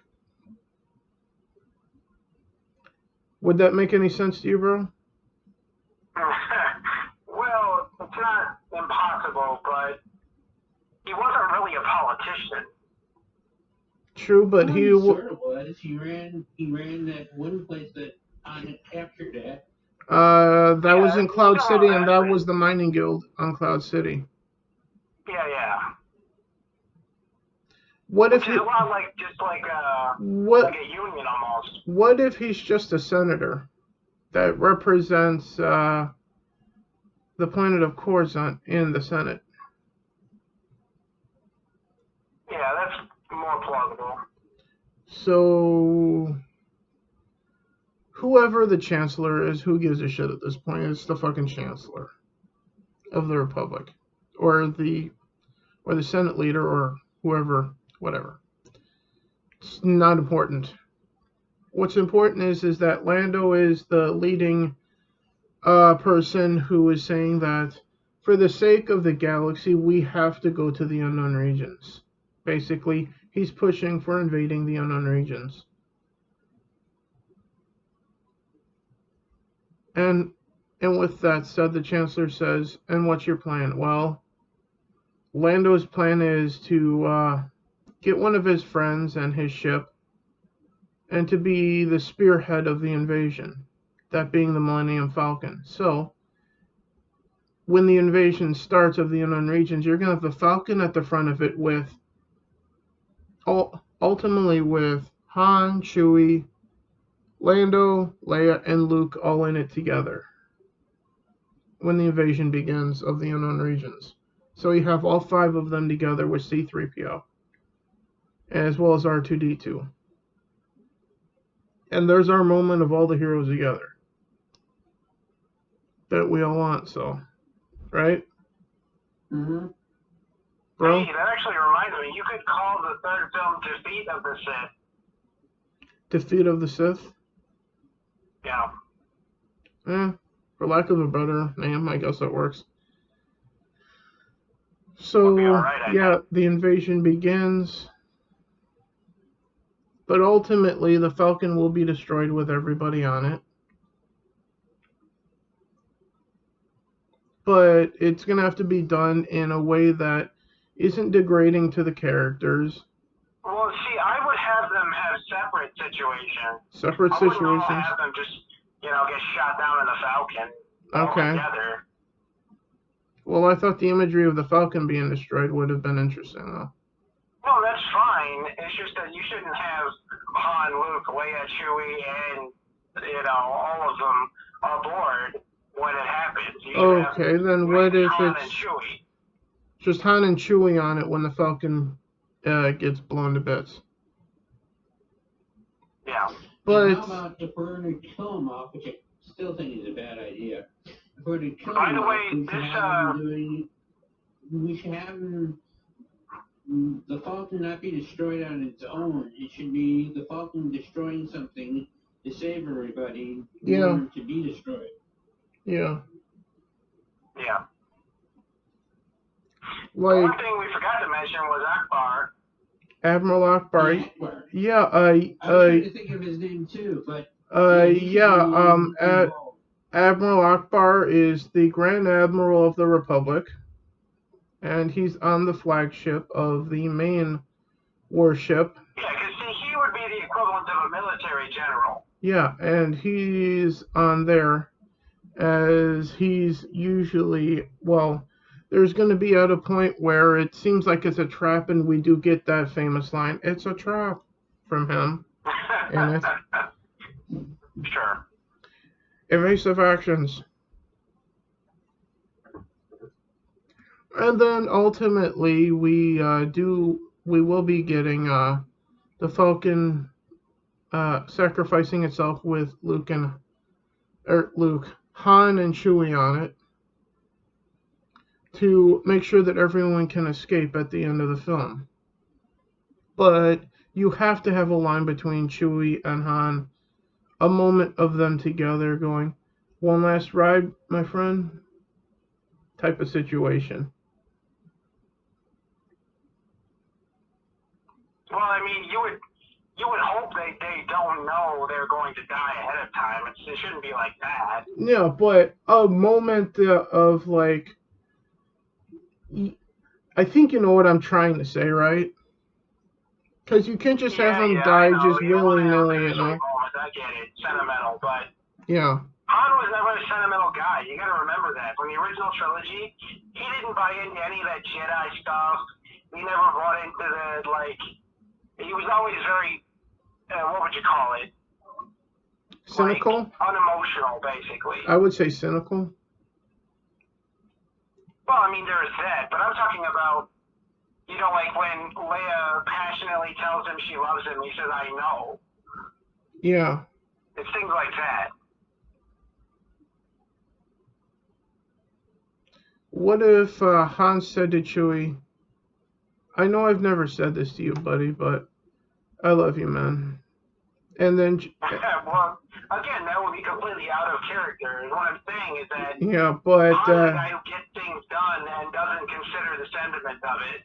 Yeah, but he's been married Chewie with a kid. Has sentiment for Han, but yeah. Han's very, unemotional, basically. Yeah, but Han has been married with a daughter for so long that it's easy to get sentimental for him now, right? Well, I guess, but I'm just saying, you don't want to change the whole essence of the character, because that's what we hated about Luke in The Last Jedi. He wasn't the same guy. Or we don't blow up the Falcon. Han and Leia sacrifice. How about you save Han and Chewie, because he's going to be needed to be the father of Rey. No. Or Kyle. No. Which one are we having him the father of? Jaina Solo. He's going to need to be the father of her. Yeah. So how about we save Han and Chewie and have maybe Admiral Akbar do it? Well, First of all, Luke is going to survive this at this point, which means that if Han and Leia bite it together, or if one of her parents bite it, she's going to go off and train with Luke either way after this. But I'm saying not necessarily kill off Han, which I'd pull for at this point. Well, either way, Jane is going to have to go off with Luke anyway, so. Yeah. Either way, the whole thing I was saying about Han, bro. Yeah. Don't forget, he's a cowboy. He's a space cowboy with very little emotion, who loves being paid and likes being the hero if he can, without getting himself in too much trouble. That's his MO. What if we keep Han and we just have Luke do the honors? Well, I mean, and then there's Chewie, of course, who owes him a life debt. Because this way, if Ben Solo sees his father sacrificing himself for his friends, maybe we could use that in the storyline of that's what gets Ben back to the light. Seeing his father willingly sacrificing himself for everything that he loves. That's fine. So therefore, Luke says and therefore R2 goes with him then, because he's gonna be in the X-wing anyway. Mm-hmm. So Luke is the one for sentimental shit, which is what I want here. So Luke's saying keep in mind, Luke. The whole overarching Luke thing is that Luke essentially has to complete the prophecy of his father. Yeah. Luke essentially is the chosen one, really. The one who brings balance to the Force by destroying the Sith. Mm-hmm. That's Luke. Was supposed to be Anakin, but that went sideways. So Luke sacrificed. So could Luke save Ben and sacrifice himself? Yeah, that's exactly where I'm going. But as a side note, it also winds up having an effect on Rey too, because she is a Kenobi.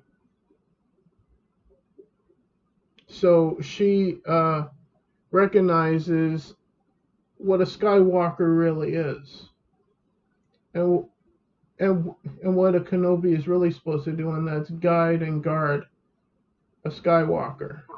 The one thing you can't forget, bro, is that Rey would have to be a much older character than she was cast as, if that's the case. Yeah, which means that Daisy Ridley should not do it.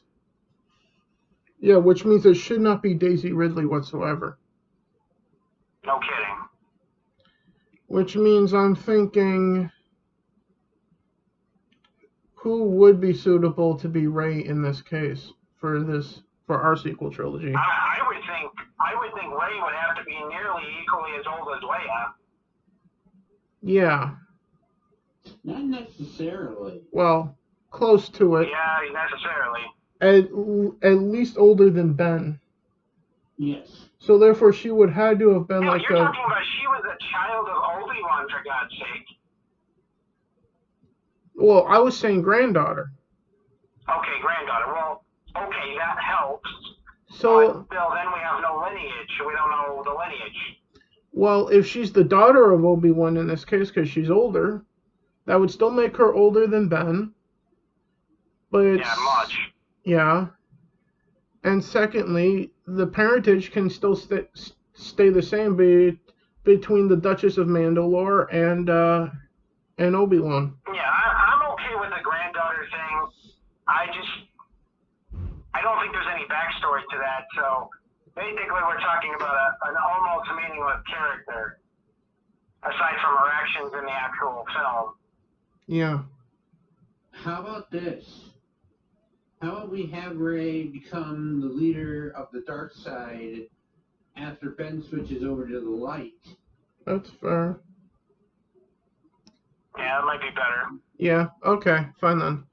Rey stays there, and she tries to do her own crusade. What happens with Snoke, though? Because they're invading his home planet here. Well, that would be Luke's number one enemy, wouldn't it? Yeah. So does Luke off him? Or do they off each I would other? imagine Or Luke tries to face him with some Jedi. so he brings Kyle with him. He brings he has Grogu go with the kids. Let's just put it this way. Yeah. You would have the battle between Luke and Snoke, where Luke wins, but it takes so much out of him that he dies from it. Yeah. That's fair. That would be the best way to do that. Between him and Ben.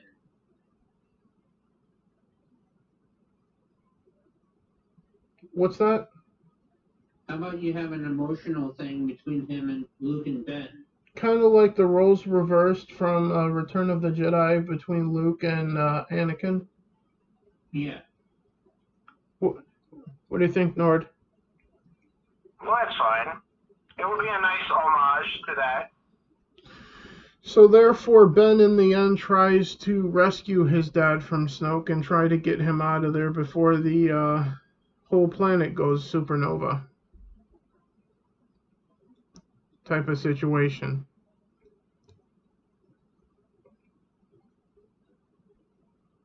Yeah, the whole point being that Luke basically has to die at the end of the third one. Yeah, and which it would he be does. best that he does it destroying the last vestiges of the Sith.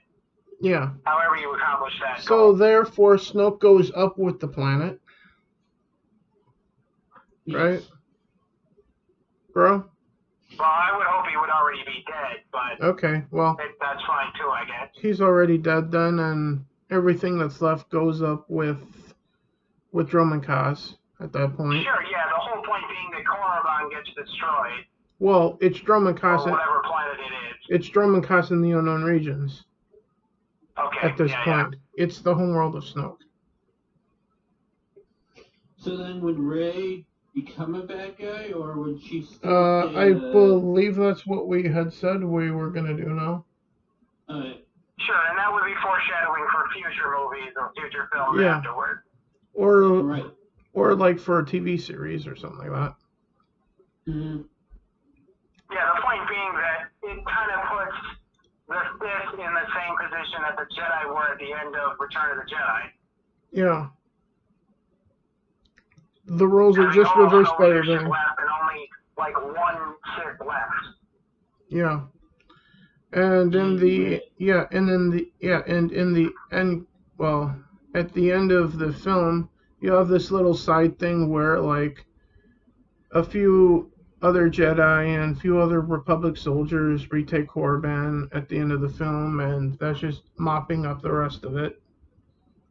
Then end credit scene, there being Rey just standing on the smoldering planet, engulfed in hatred and the dark side. Now, would this be the planet Rey came from? No, this is back on Dromund Kaas in the scene after the credits, like Marvel likes to do. Because wouldn't Rey have to have some tie between the planet to feel that emotional about it? Well, she wouldn't be emotional about the planet, just about everything that she had been working for and working on just turned to ash before her eyes. Okay. Type of situation. By the way, one funny element, bro. Yeah? One funny element you could add. What's that? To it is have the good guys have the massive destructive weapon that they use to ironically vanquish the Sith worlds. Which, yeah, I guess that would make sense. You know, it's kind of like a homage to what the Empire did to the, you know. But would the Republic really do that, though? Well, they might develop a similar tech, even if it doesn't look the same. Yeah, but would they really just go around killing planets, though? Would do that. I think you'd have to have something on the planet that they destroy. But you gotta understand, the Republic is not a moral thing. The Republic is pragmatic more than anything. Yeah, the but Republic does what it needs to do to survive. but The Sith and Jedi is a different issue. But I do know the Jedi would be widely opposed this, because if we go Sure, this the route, Jedi would oppose it, and the Republic would be in favor of it. then therefore we would have to have the Jedi then at some point then go, well, then we're not going to be in allegiance with the Republic anymore then, because we can't support this and we won't. Yeah, which is fine, but that would be for later content. Yeah. So I'd be fine with that. Yeah. So when the end credits cutscene, there's Rey there and whatnot, but I feel like I want to have 2 end credit cutscenes because I do want to introduce something for later on in Star Wars. Because I was teasing the heritage of Finn and why he's Force sensitive. Because I want him to actually be the son of Mace Windu. Does anyone disagree? Yep. Nord? I don't disagree. So yeah. So in the next sequel trilogy, whatever that might be, obviously a rising member through the Jedi would be Finn at that point, and then therefore we would be able to reintroduce his dad back into the series too, because spoiler warning, Mace is not dead. Wouldn't that be interesting? Yeah, because Jedi have fallen from great heights and survived before, as he said at Star Wars Celebration, the 40-year anniversary, when they went to him for a message to Star Wars fans at the time at Star Wars Celebration. Well, sure. Plus, you could include the concept that he was not unconscious for the fall. Yeah, he was conscious. He just lost a hand. And was getting electrocuted. Well, that did stop at some point. Yeah. Just like he did. Guys, I'm going to have to log off because we're about to order food. Okay, have a good night. We'll wrap up the show without you then. Hey, thanks, guys. Yep, have a good night, man. Yep. See you, Chris. Yep.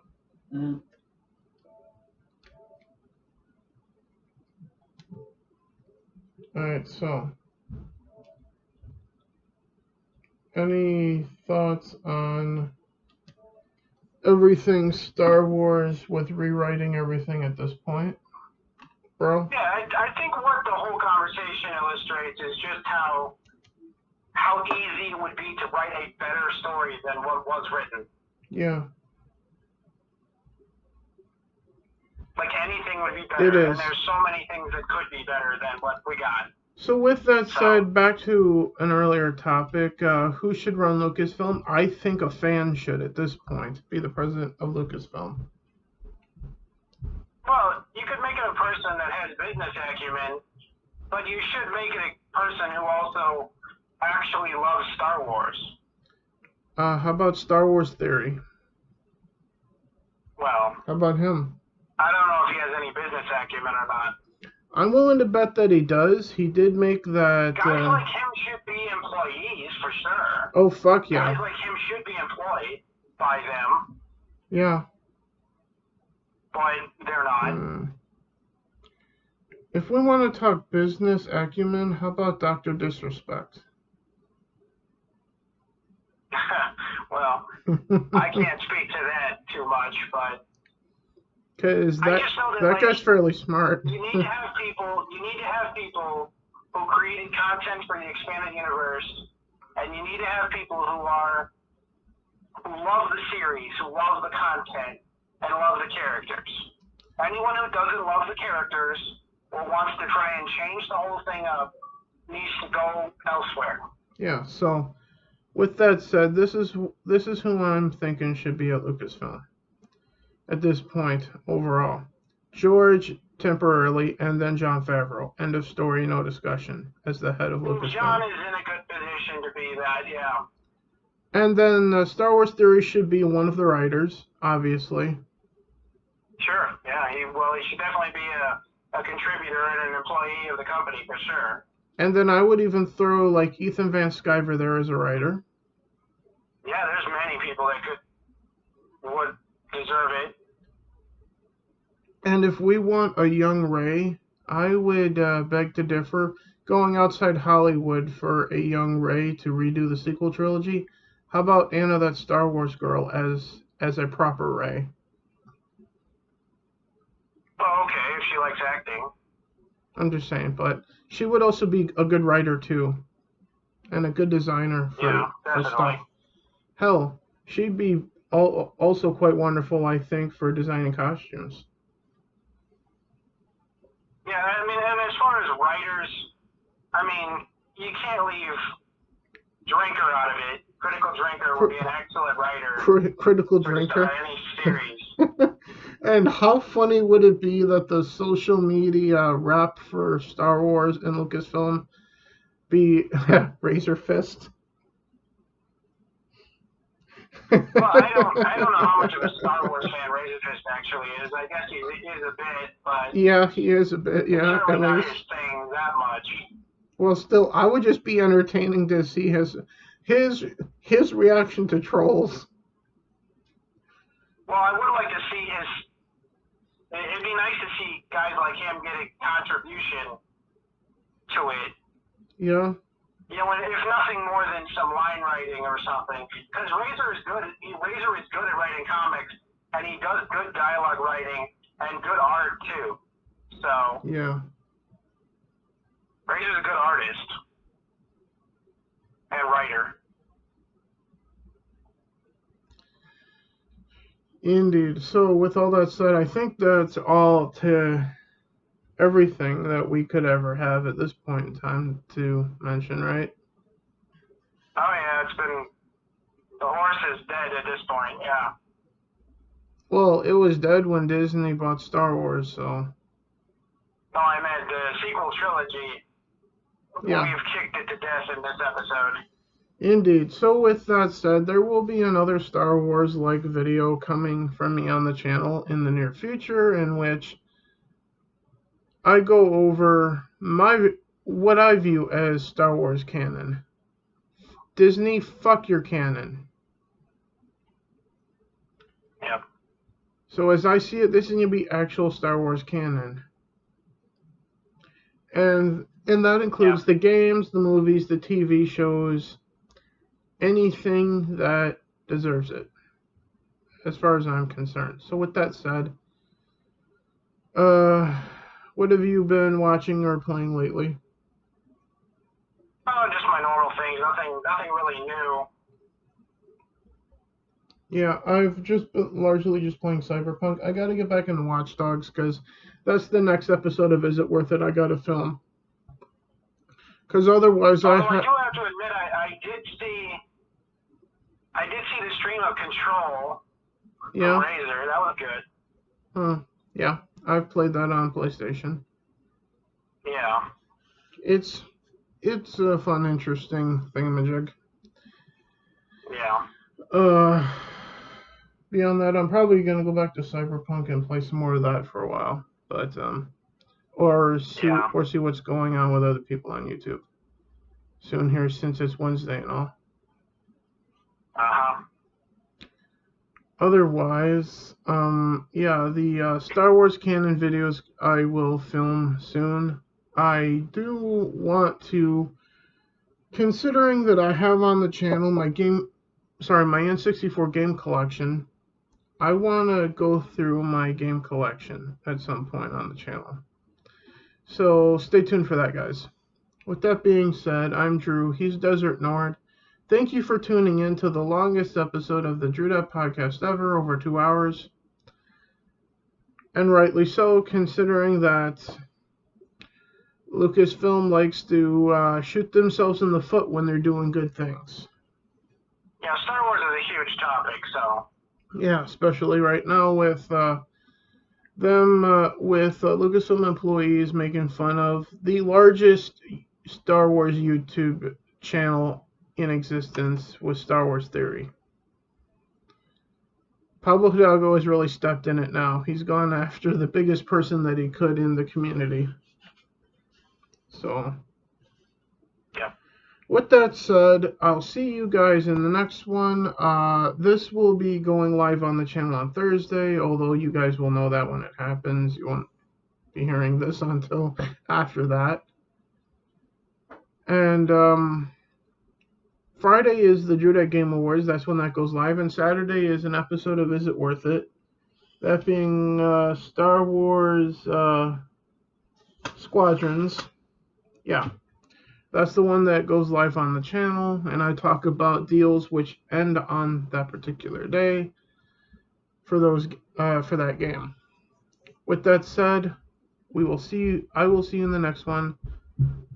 We will see you next week for the Drew podcast once again. Who knows what we'll talk about? It all depends on what the hottest topic is at that point as far as we're concerned. With that said, see you guys later. Good night, good morning, good afternoon, whatever time it is when you're watching this. And we have to say Happy New Year too, bro. Happy New Year as well, although that will come... Hopefully I set that in the Drew Game Awards, because that's when that airs at midnight on January 1st, on Friday. With that being said, Raylors are weird, fuck Naughty Dog, fuck Lucasfilm, forevermore at this point. Right? I suppose, until they change things. And with the censorship, fuck Microsoft now too. And we will see you in the next one. Good night, guys.